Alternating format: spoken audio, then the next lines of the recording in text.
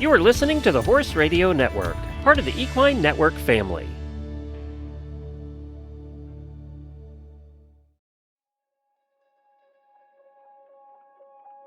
Welcome to the PHOD, the Practical Horseman podcast minisode series where we share audio clips from our favorite Practical Horseman On Demand videos.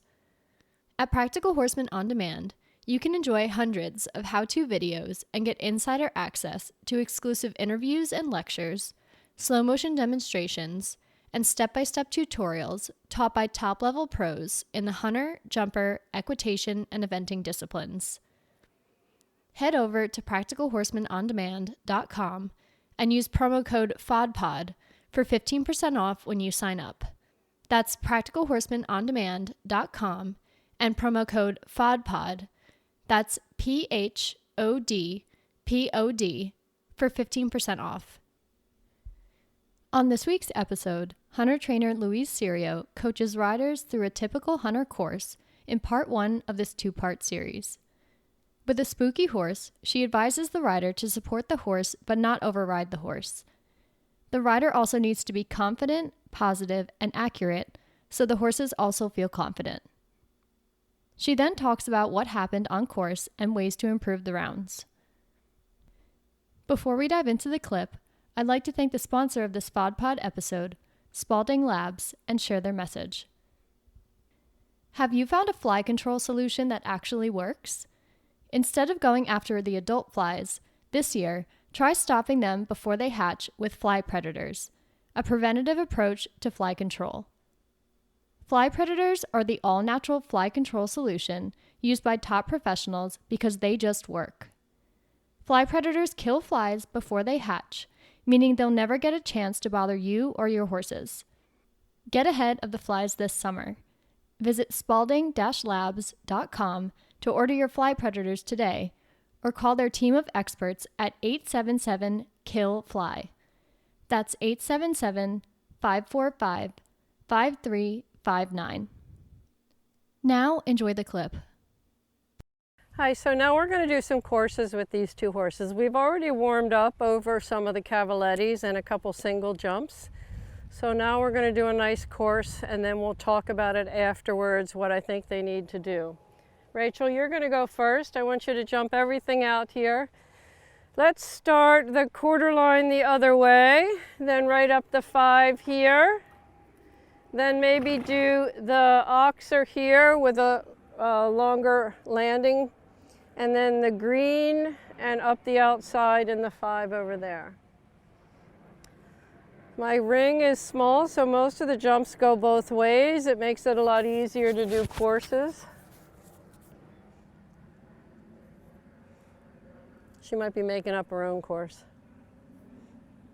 So this one tends to be a little bit spooky sometimes. He's been really good lately, but she's going to ride him as quietly as she can without applying too much force, but being ready for him to need support, because they need support, but they don't need to feel threatened by the rider.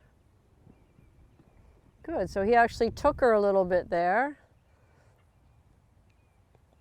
Oh, a little playful.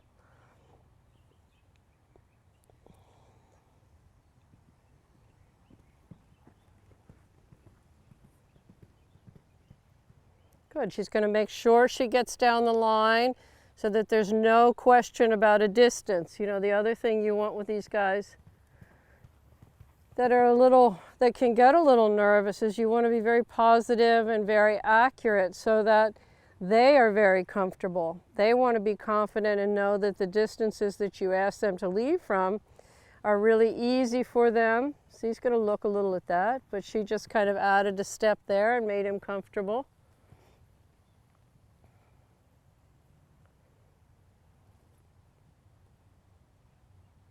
You say she added a step. How did she do that? Well, she kind of felt him backing up, so rather than asking for something long, she added a step to give him the security to know that that she doesn't have to ride forward if he's a little bit nervous about it. That was really nice, really nice. He's a lot of quality, this horse. Okay, Chrissy, same course. Good, really good, huh? Very good, yeah. When you said she was looking at She's just supportive. You know, you don't want to overreact and kind of, you know, go at him like that. You want to just keep saying, stay ahead of my leg, listen to what I'm telling you, and it'll all be fine.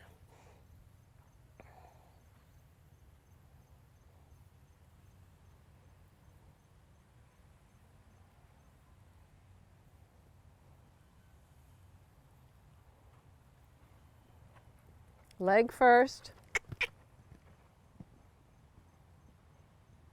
This one has not jumped that much. As I said, he came back from a natural horsemanship place. So he hasn't done a lot of jumping since he's been back.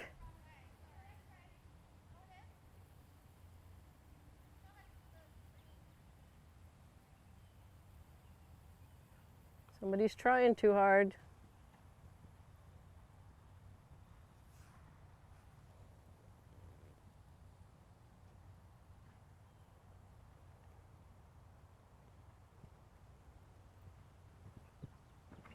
Okay, stop for a minute and see what he did there. He swapped off in front of that. Go back and do that again. You got a little swap there. I don't know. He's not much of a swapper usually. I don't know if he got a little bit to the left corner, so she took him a little right and he did that. So now you have to be thoughtful about that. What she's going to do now is make sure he's right in the middle. A little right leg and a little left hand. It's just not a normal thing for him to do.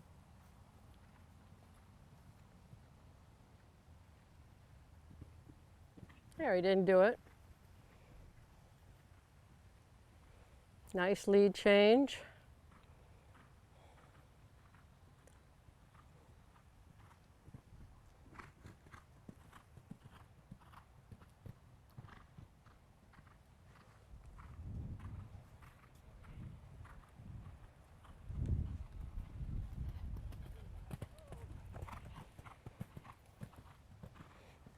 You know, there he's kind of overreacting a little bit to her leg, and she has a bigger spur on, and we'll take that off. I think spurs really can make the horses nervous.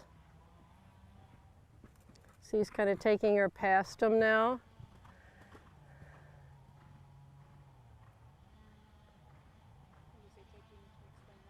Yep.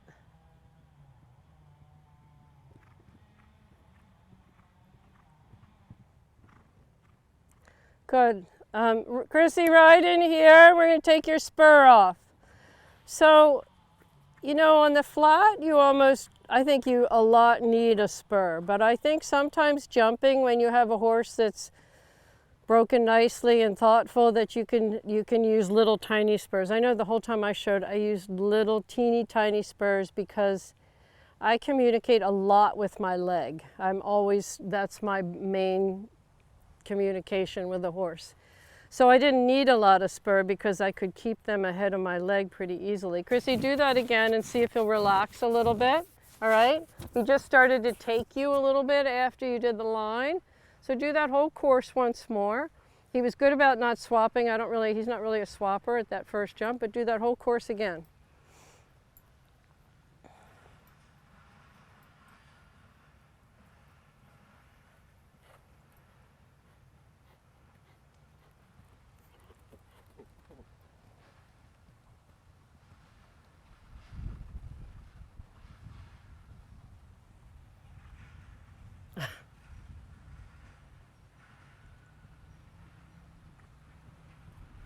That was a nice jump.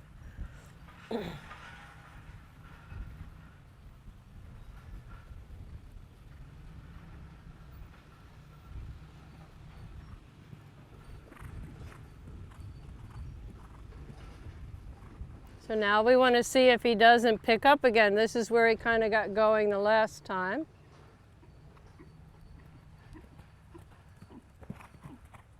That was better. You see he had a lot less take you to the jump, and I think you'll see the same thing now. He knows the spurs are off.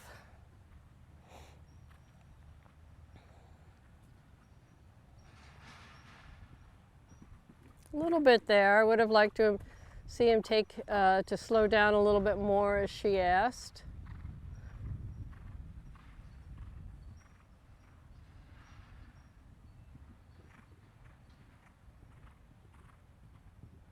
Good, really nice. So again, I think he was better without the spur. You know, even though you say you're not using it, sometimes they know it's there and they're just a little bit more sensitive about it. So picking up from the last video, the one horse swapped off with his front legs in front of that first jump. He was on his left lead and he swapped to the right. So that's not good, especially when you're just talking a quarter line single. There's no angle to it. You're not jumping off of a diagonal. I'm not sure why he did it there, but what you'd like them to do obviously is to stay on one lead, leaving the ground. It gives them more power and gives them the ability to jump in a much better style. You know, it can be a bad habit with horses, and it can also be something that the rider does by using a little stronger rein on one side than the other and leaning one way or the other. I know that I have to work on with some of my students jumping out of diagonal lines. They think about turning too quickly when they land. And when you have a horse that will swap off and you're jumping down a diagonal, say you're jumping down this left lead diagonal and you're getting to the out and you're leaning into the right and your horse is on the left lead, you're going to get a swap. So when you do that, when you're practicing to have that not happen, that you not only have to use a little right leg and left hand, but you have to enforce the straightness when you land. You don't do it off the ground and then let them fall in. You keep them straight when they land and you use your inside leg to your outside rein to keep them straight, and then you kind of half halt and then you make the turn. But it doesn't do you any good to do it off the ground and not on the landing stride.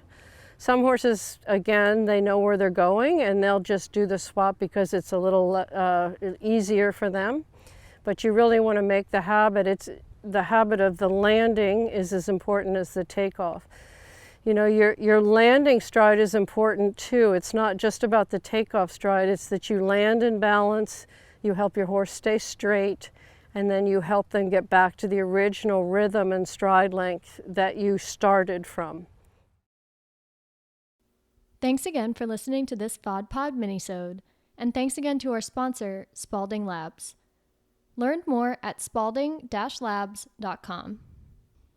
For unlimited access to more lessons like this, sign up for Practical Horseman On Demand at practicalhorsemanondemand.com and use promo code PHODPOD, that's PHOD, POD, to get 15% off. Thanks again for listening.